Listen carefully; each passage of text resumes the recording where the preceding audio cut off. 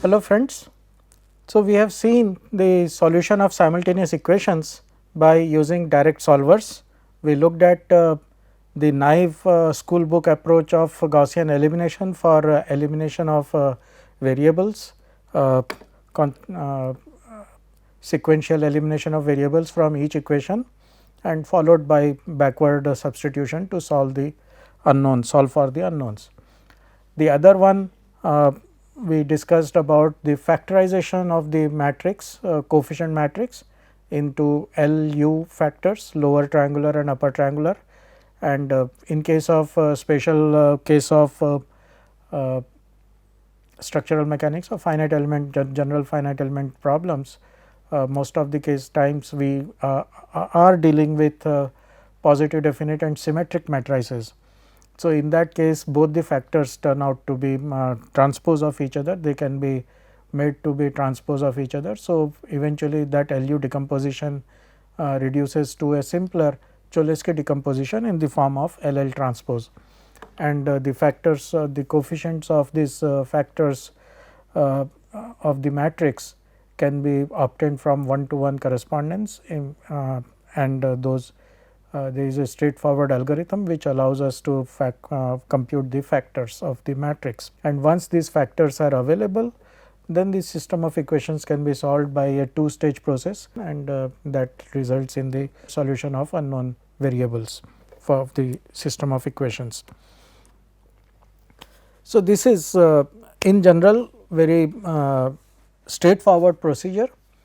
The only problem with respect to finite element method, use of direct solvers in finite element method, is that the factors that we have, the either Gaussian elimination or even the LU decomposition or LL transpose decomposition, Cholesky decomposition, the factors may actually generate terms which were 0 earlier, because the coefficient matrix in finite element analysis that we generate, that we get from finite element analysis, is a strongly banded matrix and a sparse matrix. Lots of positions are zeros. I mean there is not much, there is no information there, it is all zeros.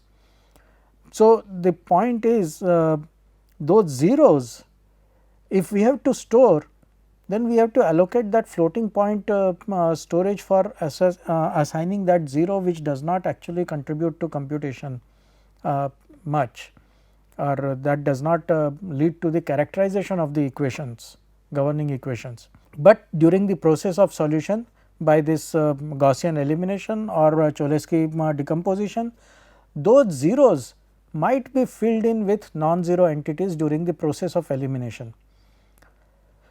So, the fallout is we cannot take advantage of neglecting 0 terms or not assigning storage space for 0 terms. We have to assign the storage for at least the triangular half. If it is a symmetric matrix, coefficient matrix is symmetric, then at least one half has to be stored including all zeros, and that is, although one half I mean below diagonal can be eliminated, I mean that storage can be avoided because it can work from the principles of symmetry, symmetric structure, but still there might be still a large number of zeros which might have to be provided or which might have to be accounted for, and that leads to a huge storage requirement.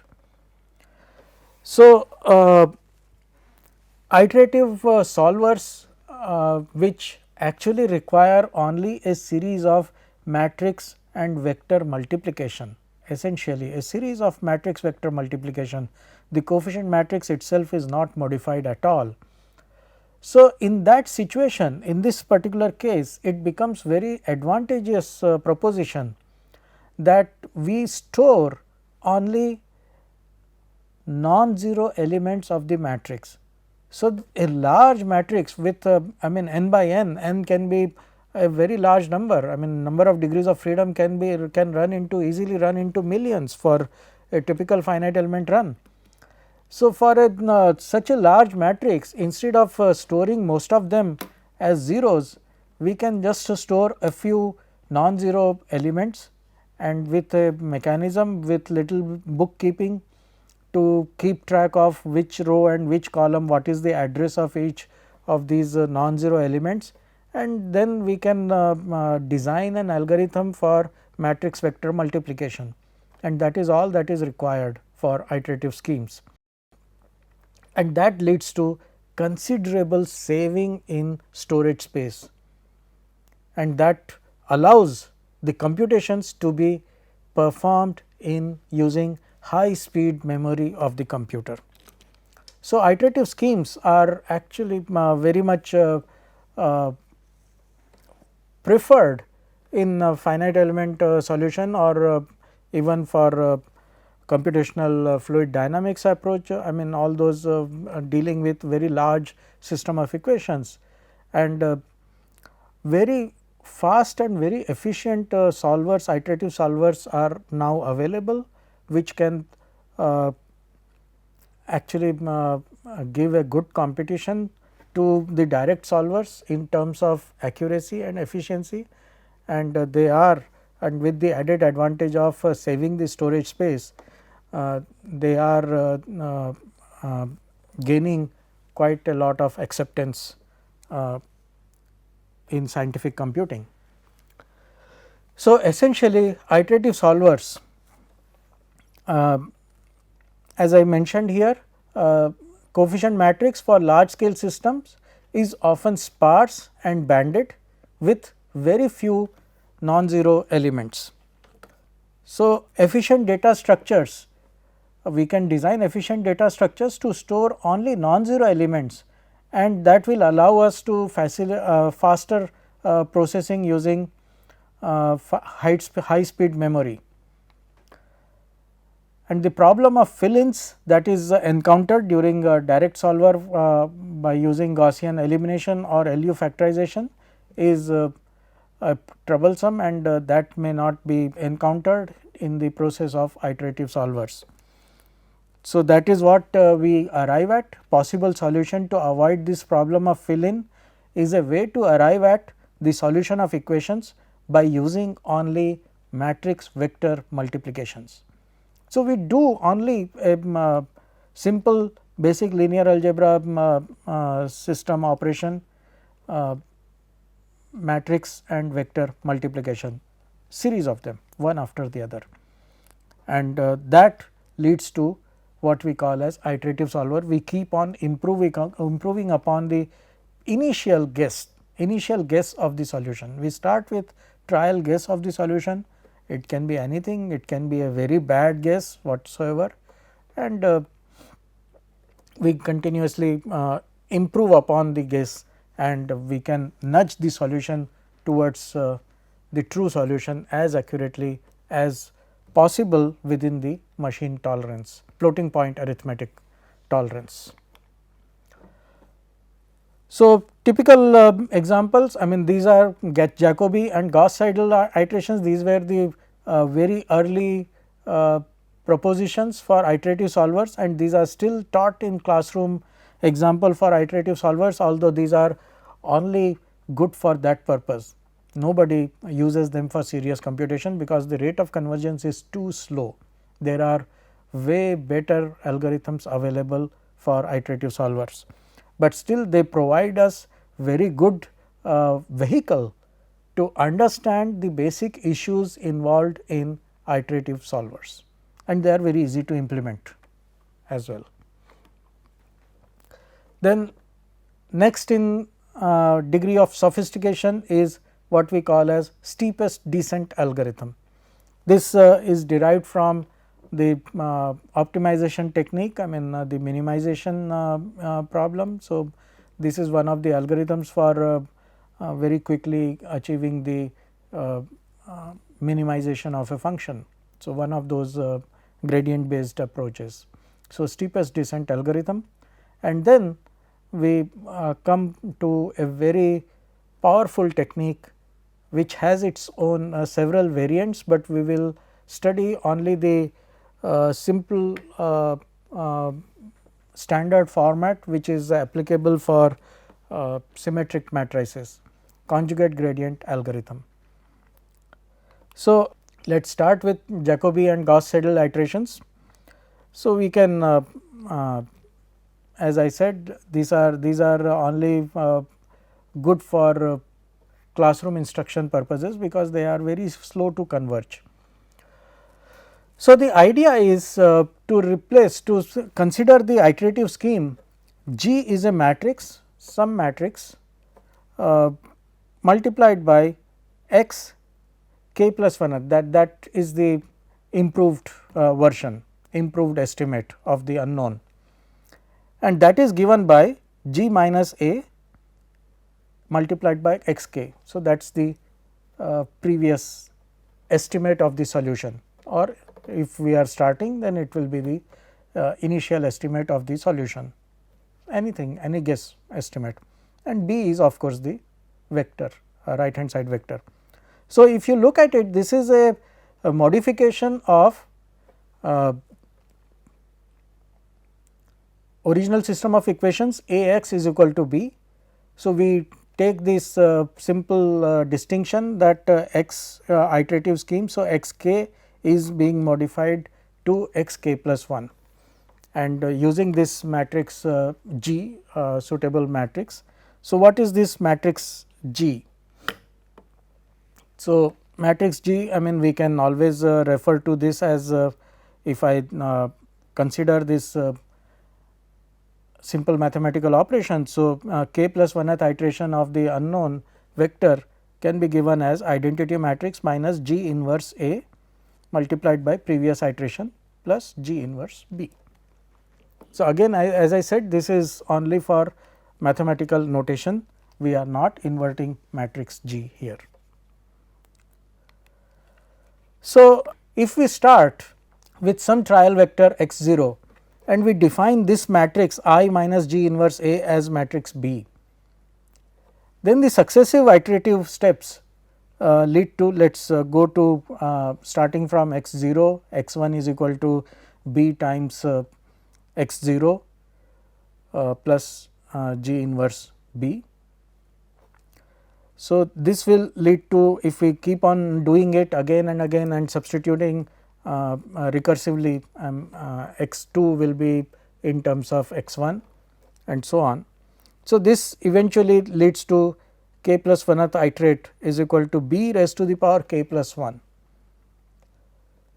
So, that is matrix B raised to the power k plus 1, matrix B keeps on multiplying k plus 1th times, and this is again going to be, because this is going to be recursively added up.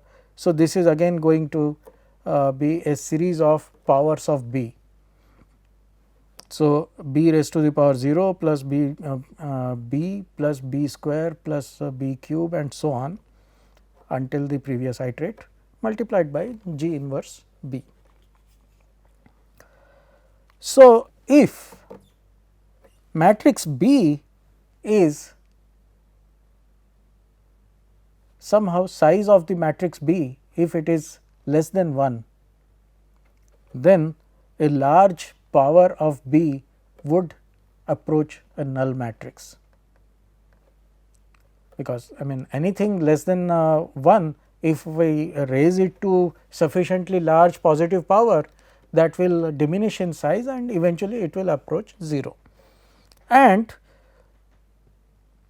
this series solution converges to this series summation B plus B, I mean 1 identity matrix plus B plus B square plus B cube and so on. So, this actually converges to I minus B inverse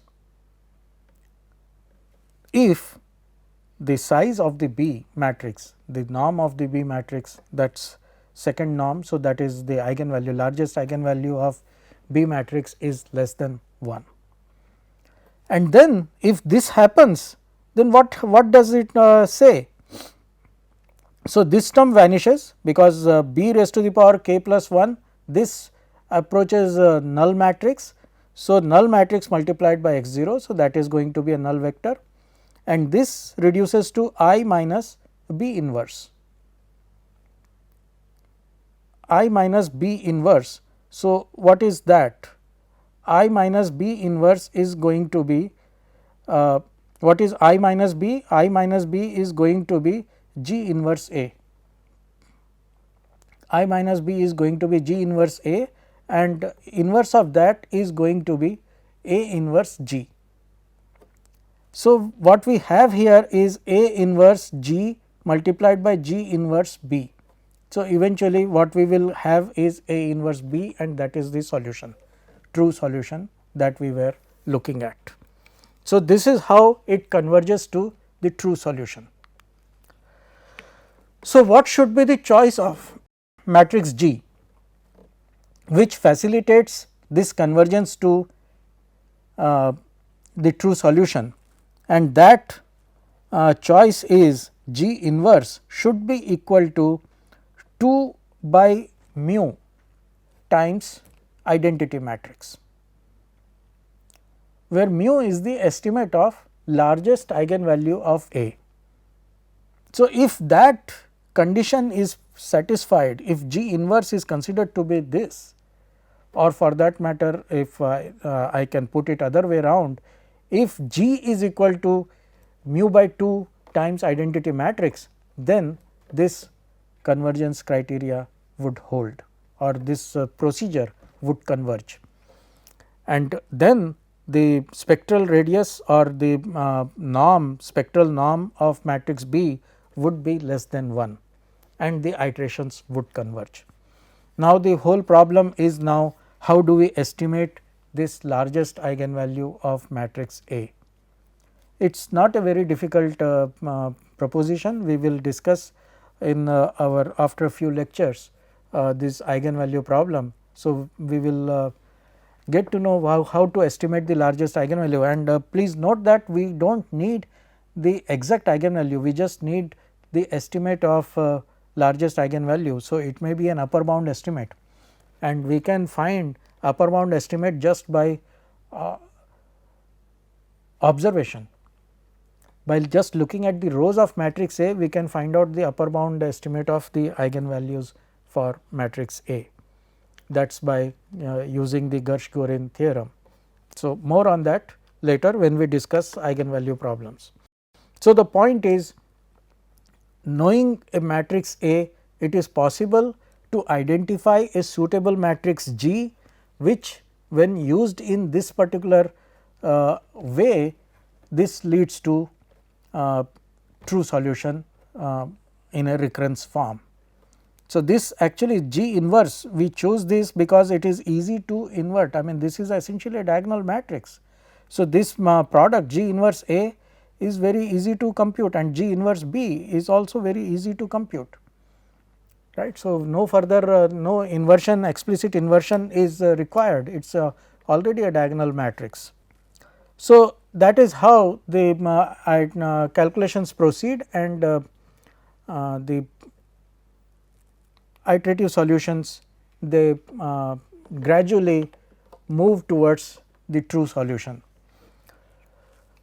So, for Gauss-Seidel iterations we take advantage. So, this is what the what we discussed here, this is the Jacobi scheme, where the entire vector is updated in one go. We can slightly improve upon that by considering making use of whatever, I mean term by term, if we improve, then whatever k plus 1th iterate we have already estimated some elements of x, we can take advantage of that in this iterative scheme and speed up the convergence a little bit, and that is what is referred to as Gauss-Seidel iterations. So, for Gauss-Seidel iterations we take advantage of the currently available updates of unknowns in current iterations, and that is very easily done by again rearranging the operations computations within the loop of computation, and that is easily arranged, and the iterations are stopped when a suitable norm of residual vector. So, this is the error in solution b minus a times x k, the current iterate. If this residual, so if this is not equal, then please look at the let us refer back to our original proposition, original concept of definition of solution of simultaneous equation as the right hand side being resultant of the vector sum of column spaces. So, this is column space, sum of column space, and B is supposed to be should be the resultant of this column sum, linear combination of these columns of matrix A, and this is the error in that computation. So, if it is true solution, then obviously residual vector would be null vector, but it is quite possible, or it is almost always there that for engineering analysis we may not be interested in having a very precise solution to the last point or 14th place of decimal. Generally we are okay, we are happy enough with the solution if it is accurate up to 2 or 3 places of decimal, or whatever may be the engineering tolerance for computation. So, when we do that, that is there will be some error of approximation, and we compute this size of error, what is the norm, what is the magnitude of this error, and if that is less than a suitable acceptable tolerance level, then the iterations are stopped or it continues in the recursive manner. A small residual implies a small error in solution only if the condition number of the matrix, that is kappa of matrix A, is small. So, now this is condition number which measures the whether the system of equations A x is equal to b is ill conditioned or not. So, that depends on the condition number of matrix A, and essentially this condition number measures how far the column spaces are independent, or the columns of matrix A, they provide independent basis to represent the right hand side vector. So, if the condition number is small, then this residual, small residual that we have computed, if the residual error is very small, then that also implies that the solution, computed solution, is also very close to true solution. If the condition number is very large, then a small residual need not mean or need not imply closeness of the computed solution with true solution. A reason, in a visual example, I mean you can see if the two examples, two lines are almost parallel to each other, they intersect over a large area. So, the solution can lie anywhere in this point, in this position. So, there is a large amount, a large possibility which can qualify as a solution. So, the error would be small over a large range, and any point in that range could qualify as a small error in the equilibrium or satisfying the equation, but the computed solution may be not very close to the true solution, and that correspondence, I mean small residual corresponding to true solution, close to true solution, is like this. So, two lines very sharp intersection. So, then there is only one solution, one point within, even within the limits of floating point round of error, etc. So, vagaries of taking care of all vagaries of floating point arithmetic, even then the computed solution can be very accurate, and that is why this condition number is a very important criteria for especially for the iterative solutions, iterative solvers. For direct solvers, condition number does affect the computation and round of error etcetera, and that will have its own effect on the computed solution. Computed solution may not be very close to true solution, but there is no mechanism to improve upon or even test whether the computed solution is good enough or not. Iterative schemes, at least you have, one has that possibility to keep on iterating, keep on refining the solution and see if we can get anything better.